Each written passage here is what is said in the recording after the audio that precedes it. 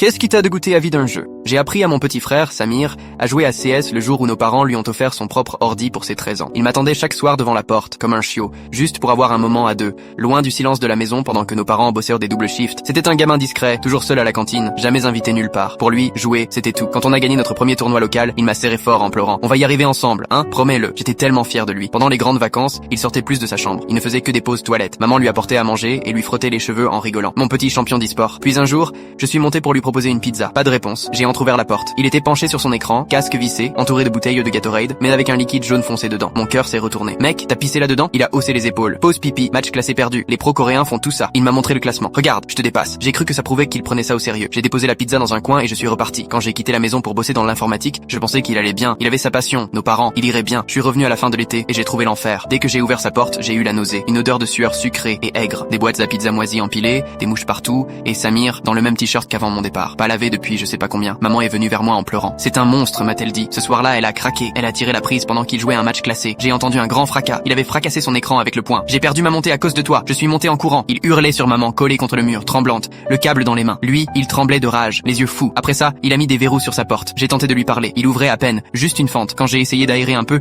il a claqué la porte de toutes ses forces. J'ai failli y laisser mes doigts. Tu viens jamais, t'as rien à dire. Je vais devenir pro, comme on l'avait prévu. Tu te souviens? Ou toi aussi t'as tout oublié? Il me parlait à travers la porte. C'était plus lui. 2 semaines après, j'ai pris mes anciens accessoires de gaming. Je voulais recoller les morceaux, faire jouer toute la famille ensemble. J'avais encore de l'espoir. Mais quand je suis rentré, c'était bizarre. Aucun bruit, pas de lumière, pas d'odeur de bouffe, juste les cliquetis de clavier et son rire. À l'étage. Maman, papa, silence. Je l'ai trouvé dans leur chambre. Il avait tout déménagé là. Qu'est-ce que tu fais ici? Ma chambre est en travaux. Entre pas, m'a-t-il dit sans se retourner. Et les parents? Aucune idée. Ils m'ont peut-être laissé tomber, comme toi. J'étais glacé. Quelque chose clochait. Pendant qu'il jouait, je suis allé vers sa vieille chambre. L'odeur m'a frappé. Forte. Un mélange de pourri, de javel et de désinfectant. Comme s'il avait essayé de cacher un truc. J'ai ouvert et j'ai vu, dans un coin, les corps gonflés et violacés de nos parents. J'ai vomi sur le sol. Je pouvais plus respirer, plus réfléchir. Et derrière moi, une voix. Je t'avais dit de pas y aller. Samir était là, à la porte, avec le couteau de collection que je lui avais offert à Noël. Il voulait m'enlever mon ordi en plein tournoi. Tu te rends compte? Il disait que j'étais malade, qu'ils allaient m'envoyer en centre. Il s'est approché. J'ai reculé. J'ai glissé sur des bouteilles vides. J'ai couru. Il m'a attrapé par le t-shirt et on a fini par tomber dans la chambre des parents. J'ai attrapé son écran pour me rattraper. Tout est tombé. Non, il a lâché le couteau et s'est jeté sur sa tour comme si c'était un bébé. Mon rang, mes matchs, t'as tout cassé. Il berçait la carte mère. Les câbles pendaient. Il y a eu des étincelles. Un câble humide a touché ses mains. Son corps s'est figé. J'ai appelé les secours, en tremblant, en regardant mon frère convulsé par terre, au milieu des débris de son monde. Les flics sont venus. Ruban jaune, corps emportés. Ils étaient morts depuis 1 semaine. Samir a survécu, mais ses mains sont foutues. Il est en hôpital psychiatrique. Il m'écrit encore. Dès que mes mains vont mieux, on deviendra pro. Ensemble. Frères pour toujours.